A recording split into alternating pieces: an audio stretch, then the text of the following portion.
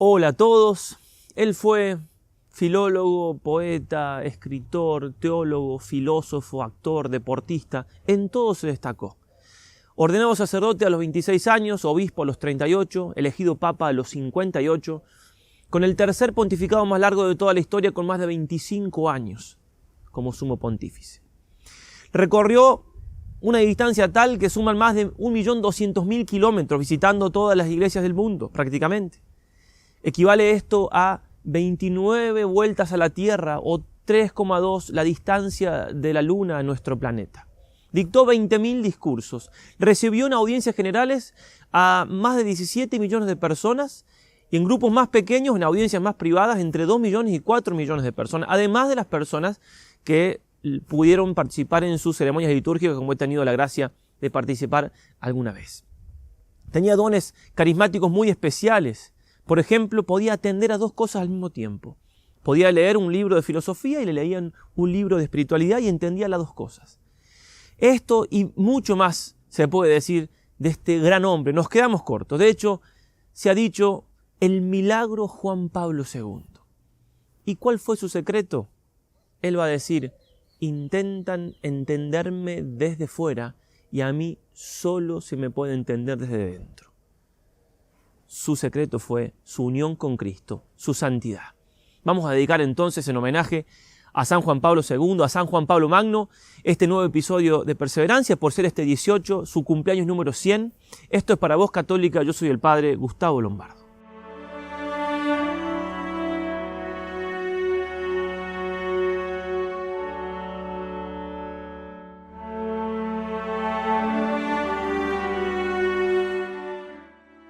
Una de las religiosas que lo atendía, viéndolo cansado un día, le dijo: estoy preocupado por su santidad. Y él, bromeando, respondió: yo también estoy preocupado por mi santidad. Realmente el Papa estaba preocupado. ¿En qué sentido? En que buscaba sinceramente la santidad.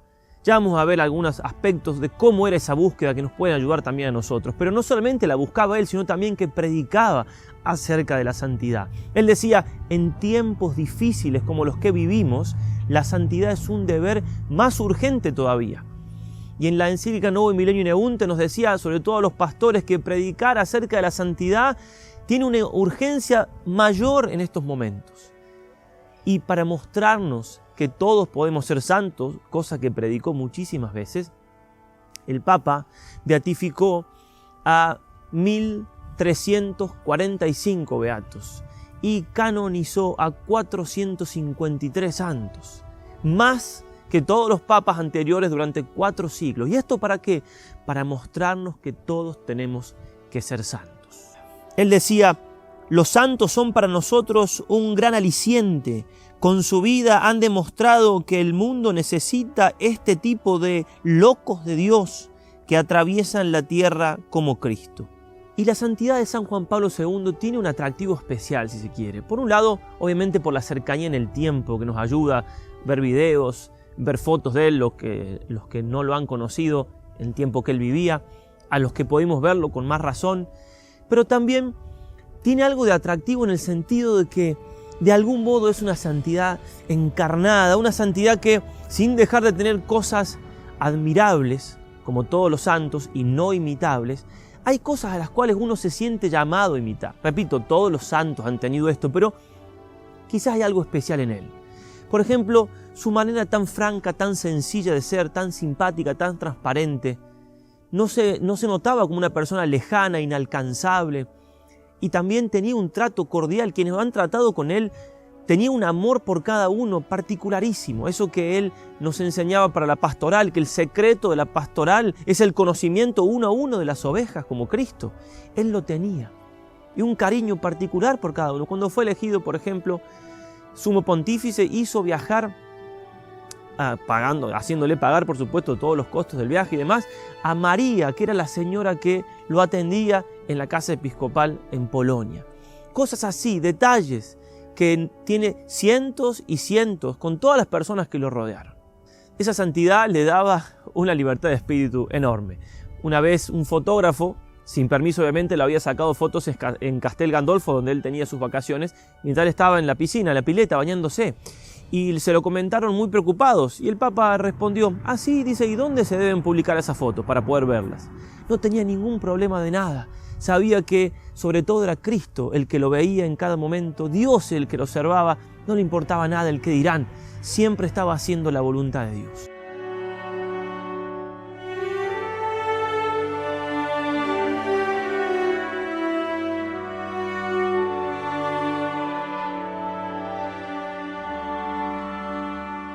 En la Plaza de la Victoria, en Varsovia, en su primer viaje a Polonia, San Juan Pablo II dijo unas palabras que cambiaron la historia. Dijo lo siguiente: sin Cristo es imposible entender al hombre.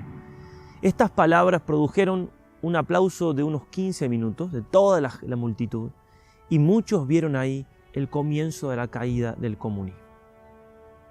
No es algo que decía por decir.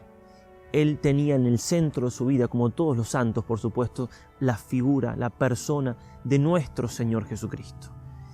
Y eso lo mostraba absolutamente en todo lo que hacía. En los primeros tiempos, cuando todavía le daban sus ocupaciones para hacer esto, cuando tenía algún problema como Papa para solucionar, para decidir, caminaba por los jardines del Vaticano y se tomaba el tiempo de tratar de ver qué misterio de la vida del Señor iluminaba ese problema que tenía que decidir, esa situación complicada.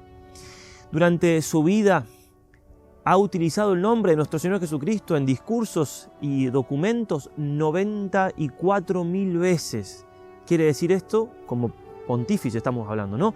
Un promedio de 13 veces por día. Obviamente, de la abundancia del corazón habla la boca, como el mismo Señor nos ha enseñado. Ha dicho cosas hermosísimas de nuestro Señor a gente grande, a los jóvenes, para citar algunas frases que son de algún modo interminables. Los hombres deben comprender que con la adhesión a Cristo no solo no pierden nada, sino que lo ganan todo, porque en Cristo el hombre se hace más hombre. Hombre de nuestra época, solo Cristo resucitado puede saciar plenamente tu insustituible ansia de libertad para siempre. Solo Él es capaz de saciar esa nostalgia de infinito que anida en lo profundo de vuestro corazón. Solo Él puede colmar la sed de felicidad que lleváis dentro, porque Él es el camino, la verdad y la vida.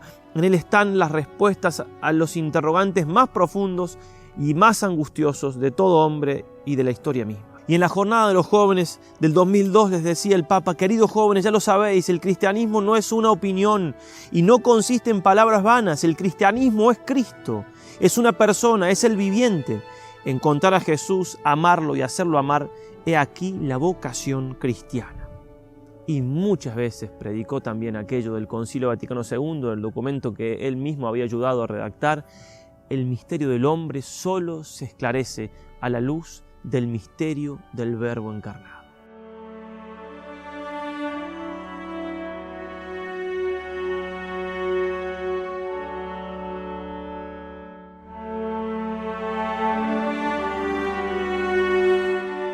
A Jesucristo no se lo conoce y se lo ama sino por medio de la oración. Obviamente, San Juan Pablo II fue un hombre de profundísima oración. Se ha dicho de él que el mundo sobrenatural era su mundo más real. Encontraba a Dios en todas partes, vivía rezando, pero también tenía, por supuesto, sus momentos dedicados a la oración. Ni bien se levantaba de 5 a 6, hacía oración ante el Santísimo Sacramento en su capilla privada, muchas veces postrado en el piso. Por eso le pusieron una madera, porque si no lo hacía sobre el frío mármol. Ya eso lo hacía de joven, incluso pasando toda la noche en oración. Lo espiaban en su primera parroquia que tuvo, ni bien ordenado sacerdote, lo veían entonces rezar toda la noche, de una profunda oración que lo hacía también dedicar otros momentos. Terminaba ese momento de oración, se iba a su habitación, meditaba 1 hora más.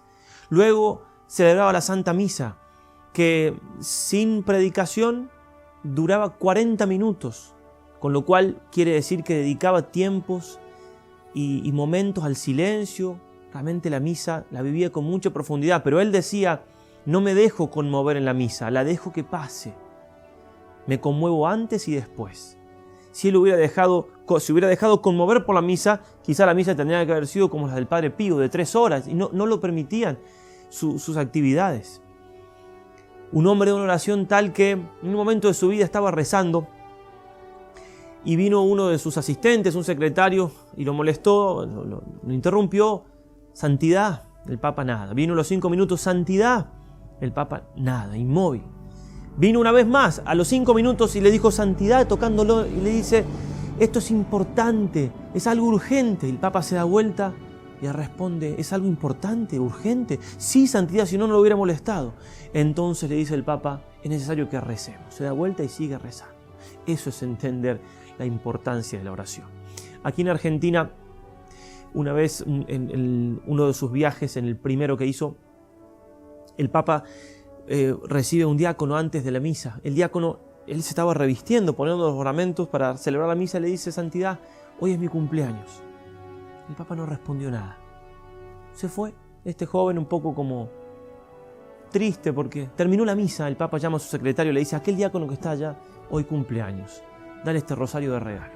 No solamente le hizo un regalo, no solamente rezó por él, sino también que le dio una lección. Que antes de la misa tenemos que prepararnos para vivirla como se debe, para celebrarla como se debe.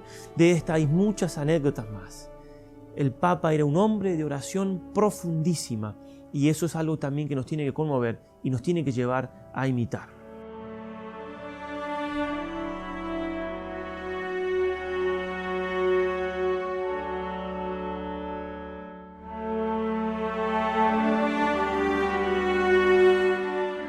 Como Cristo, también el Papa fue pobre y lo fue durante toda su vida. Ya trabajando en la fábrica Solvay con algo más de 20 años, estaba huérfano, era muy pobre. Así todos sus compañeros de la fábrica, mientras él era seminarista clandestino, lo veían venir día por medio, más o menos, un poco más, un poco menos, sin su suéter, sin su abrigo. Y le decían, porque le conseguían ellos alguno que otro, y decía, alguien lo necesitó más que yo. Y cuando, siendo sacerdote joven, fue a celebrarle a unas religiosas la Santa Misa, vieron que estaba muy desabrigado por el frío que hacía. Entonces le regalaron un abrigo tejido con lana gruesa, hermosísimo. Y no poca fue su sorpresa cuando volvió a los 10, 15 días y ya no lo tenía. Había hecho lo mismo. Alguien lo había necesitado más que él. Si querían regalarle algo nuevo, no era tan fácil. La única manera de que el Papa recibiera algo era que no fuese nuevo, que no se diera cuenta que era un regalo de algo nuevo. Por eso lo que hacían era, por ejemplo, en una ocasión que querían regalarle camisas, ya quienes lo atendían sabían, lo ponían a lavar, las lavaban varias veces, cuando ya no parecían que eran nuevas, ahí recién se las ponían con su ropa y el Papa recién ahí, después de ahí las usaba. De esas anécdotas hay muchísimas, ¿no? La pobreza que vivió siempre.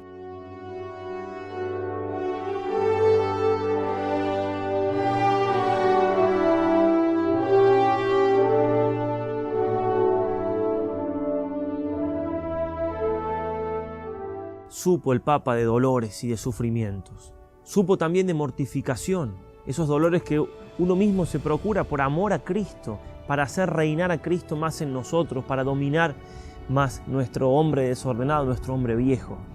Bajaba el Papa en Cuaresma entre 8 y 10 kilos. Le comentan esto unas religiosas que lo atendían al cardenal Cafarra, que fue a almorzar con el Papa, pidiéndole que le dijera al Papa que se alimentara mejor. Comía una sola comida completa al día. Empezó el almuerzo y el Papa comió un poco y dejó la comida entonces a un lado. Y el cardenal le dice, santidad, coma más, la iglesia necesita un Papa fuerte. Y el Papa, golpeando la mesa, le dijo, la iglesia no necesita un Papa fuerte, necesita un Papa santo. También supo de dolores, desde sus enfermedades, también lo que le produjo de dolor físico, el disparo que por providencia de María Santísima no le causó la muerte, cambió su vida desde ahí. El Papa sabía que tenía que ofrecer esos dolores por la conversión y la salvación del mundo, y así lo vivía. Su primera parte como sumo pontífice fue hacer obras, rezar, esa era su misión, lo decía. Sabía que le tocaba entonces de ahora en más completar en su carne los que faltan, los padecimientos de Cristo, como dice San Pablo. Él nos va a decir en un discurso que dio en Perú acerca del sufrimiento, diciéndole a las personas enfermas, a las personas que sufren, que no piensen que sus días son en vano, que no piensen que no están ganando méritos para el cielo, que no piensen que quizás esos días son los más importantes de su vida, pueden cambiar la vida de ustedes, les decía el Papa, y también de sus seres queridos. Cuánto supo él redimir con el sufrimiento a la humanidad imitando a Cristo, y cuánto nos enseña a nosotros también, que tenemos que también poner nuestro granito de arena en las cruces de cada día, llevando entonces esa astillita de la cruz del Señor, sufriendo con paciencia lo que cada uno nos toca para alcanzar la santidad, para ayudar a los otros a llegar al cielo.